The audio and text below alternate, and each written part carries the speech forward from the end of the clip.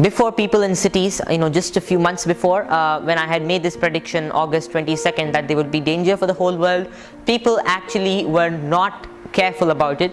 They were continuing to live their own sluggish lifestyles, most majority, I mean to say, of living in a city, inhaling toxins and going to work, getting up late, not caring for sunlight, not giving due respect to food they're getting, and so many more things. And this we all have done together.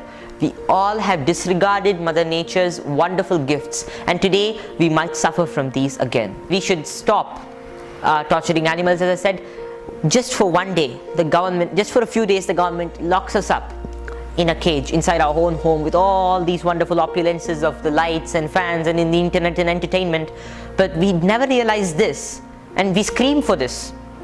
We say, what are you doing to us? But do we realize when the animals, and especially the chickens and the chicks, who are just dumped inside a small tray of steel and a box of steel, a grilled box of steel, and dumping them all in, 3 or 4 in one small box?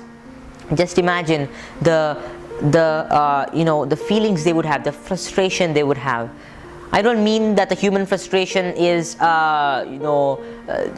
quite easy to take, but still it's nothing compared to what we have done to the animals. Chickens, other creatures, we dump them, we cut their throats and let them hang with their blood dripping the whole night, and then we cut them and eat them, their carcasses, and we cause the deaths of millions of animals every minute, I would say, on Earth. So would Earth tolerate all of this? No way.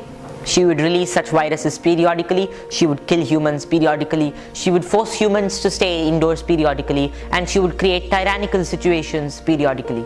No matter how many vaccines come, new viruses will come for these vaccines, superbugs will come, and so many more new diseases will come. You might release one vaccine, but nature can release 100 viruses after this which could combat your vaccine. Your vaccine is only for one virus. You can't create 100 vaccines every day and keep guessing what would come next. There's only one solution. There's only one solution, my dear friends, to bring problems down. If the people who are engaged in the killing of animals themselves come up and say, I'm not going to kill any more animals from today, they will be given the highest of merits, because they have sacrificed what they thought was their business for the sake of themselves and the world. And so people also shouldn't be consuming such items, otherwise there might be more issues and the karma just keeps building up.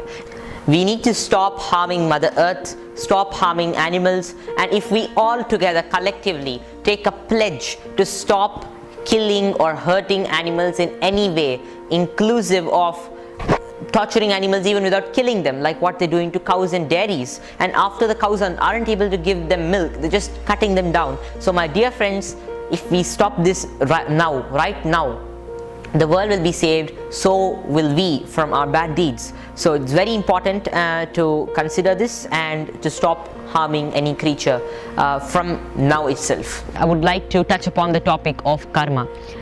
The deeds that the people do together as a community, they come upon the people again. Action becomes reaction. It is simple. It is not the work of 1 or 2 people in the world who are trying to destroy the whole world, nor is it the work of just a single small virus that comes whenever it wants or something.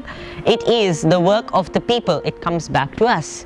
What we do will come back to us. The virus doesn't have any control on this, nor do any 1 or 2 people across the world have control on this. It is basically our own karmas. The more the animals we kill, the more we cheat others in our lives, the more negative vibrations build up in our lives. Not only that, they get collectively added up to our country and to this whole world, and we have to suffer in the same returns of the deeds that we have done. So the reaction is supposed to be the most important aspect in the karma theory, and this will affect us. So meat eating is very predominant in China, where they eat everything that lives, or everything that walks and moves, or whatever they say. The same things had just affected them a few months back and is now continuing to affect the whole world. So this is basically a collective addition of their karmas. That's what I would say. And to set the situation right, the world should collectively at least in every single home, people can take a pledge to not consume non-vegetarian food and to stop causing the death of animals, which scientifically and also looking at it in a religious perspective will surely bring down the effect of the coronavirus if taken in a collective and large pledge by the world.